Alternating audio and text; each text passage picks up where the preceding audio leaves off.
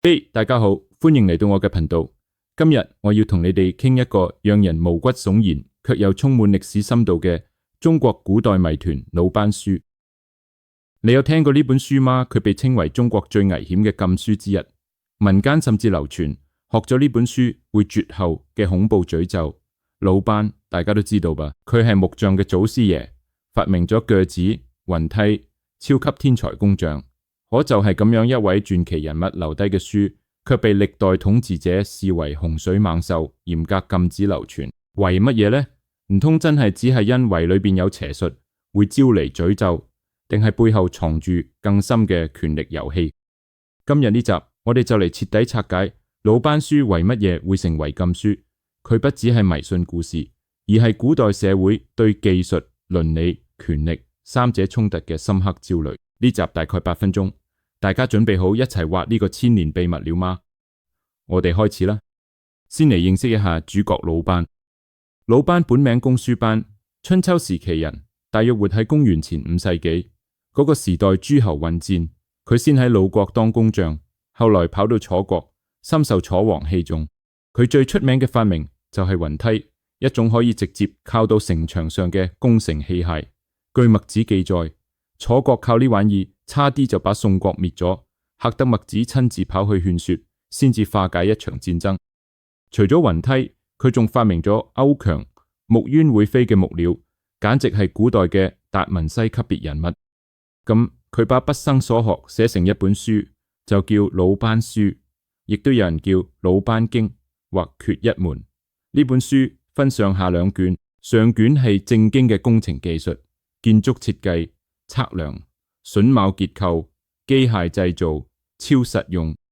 下卷就有啲玄啦，裏邊混雜咗風水、符咒、驗星術，甚至仲有各種害人術，比如點透過調整房梁高度、門窗位置等住戶家破人亡、破財絕事。聽到呢度，你可能會諗，不就係一本關於建築風水嘅書嗎？點就成禁書啦？真正嘅原因遠比裏面有邪術呢句話深得多。第一個原因，呢本書讓底層工匠擁有咗改變別人命運嘅權力，呢直接挑戰咗儒家社會嘅等級秩序。你諗下，喺古代士農工商嘅排序裏邊，工匠排倒數第二，地位非常低，佢哋應該只係聽命令蓋房子、做家具嘅勞動者，不該有思想，更不該掌控別人嘅生死。可魯班書話俾工匠聽，你調一下房梁嘅高度，就能夠讓屋主絕子絕孫；你改下門嘅方向，就能夠讓佢破財。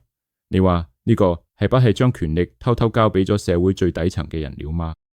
假如真正決定一個人命運嘅，既不是皇帝，亦不是老天，而係蓋梯房子嘅嗰個工匠，呢對儒家君為君、神為神、父為父、子為子嘅倫理秩序造成咗致命打擊。統治階級點樣能夠容忍？必須禁。第二個原因，裏面確實有大量害人術，對社會穩定構成實實在在嘅威脅。比如梁壓心，讓房梁正對住戶心臟位置，門衝灶，門直對灶台，導致家庭不和。仲有更陰嘅機關符咒。如果呢啲知識廣泛流傳，工匠跟業主有仇，直接喺個屋落手，邊個敢住新蓋嘅屋咁啊？你敢想象麻宮廷裏邊嘅工匠，萬一不滿皇帝，悄悄喺龍礦上埋個機關？所以禁止呢本書等於保護社會秩序同埋統治者嘅安全。第三個原因，呢本書係去中心化嘅知識，官方根本管不住。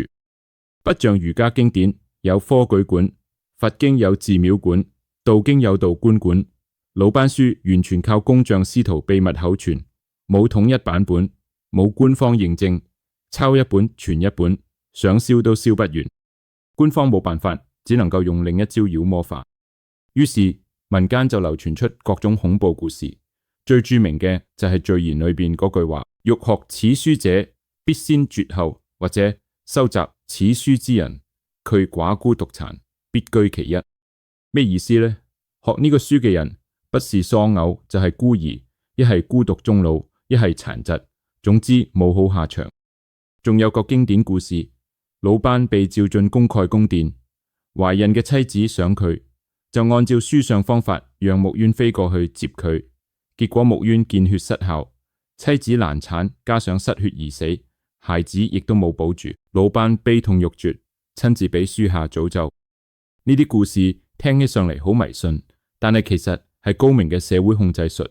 官方不用動手揸人，只要俾大家都相信學咗會倒，大部分人就不敢碰咗。呢個比直接禁書仲有效，因為恐懼被內化成自我約束。你有冇諗過呢個同而家某啲危險知識被污名化嘅手法有冇啲似嘅呢？第四個原因，軍事技術壟斷。雲梯呢種工程神器，一旦製造方法外流，國家軍事優勢就冇咗。春秋戰國時期，各國打得頭破血流，邊個會允許呢種關鍵技術隨便傳？所以魯班書不只係建築書，亦都係潛在嘅軍事機密。講到呢度，我哋嚟做個有趣嘅對比：魯班 vs 達文西。達文西亦都話戰車、設計飛行器、研究解剖，佢嘅筆記本被奉為瑰寶，後世爭相研究。為咩魯班嘅書就被禁啦？他別喺社會結構，文藝復興時期嘅歐洲鼓勵創新、知識公開，中國儒家社會最怕秩序被打破，所以同樣嘅天才工匠，東西方命運完全不同。呢背後其實係兩種知識政體嘅衝突，西方偏向開放，東方偏向階級化控制。好，而家嚟總結一下魯班書被禁嘅核心邏輯，佢掉進咗技術、倫理、權力嘅三角困局。第一，技術太強大，能夠顛覆既有秩序；第二，倫理要求一切服從等級與天命；第三，權力必須壟斷關鍵知識，不能讓底層攞走。統治者既需要技術進步，蓋宮殿、打仗又害怕技術失控。魯班就係呢個矛盾嘅犧牲品，被尊為祖師爺，卻不能讓佢嘅書自由流傳。更深層嘅係符號暴力。統治階級不用真刀真槍，就透過詛咒故事、邪書標籤，等大家自動遠離呢一本書。呢招到今日都仲在用，係嘛？最後呢個古老嘅故事，其實對我哋今日有好大啟發。而家 AI、基因編輯、加密技術，邊一個筆係既能造福人類，又可能被濫用？我哋要完全開放，定係嚴格管制？點樣喺創新同安全之間揾到平衡？古代人用禁書同埋詛咒嚟解決呢個問題，今日呢，我哋能夠做得更好嗎？好啦，今日嘅魯班書禁書之謎就聊到呢度。如果你覺得呢集有意思，記得點讚、投幣、訂閱哦。亦歡迎喺評論區話俾我聽，你相信學魯班書會絕後嘅詛咒嗎？定係覺得呢個全係權力控制嘅把戲？我哋下集再見，拜拜。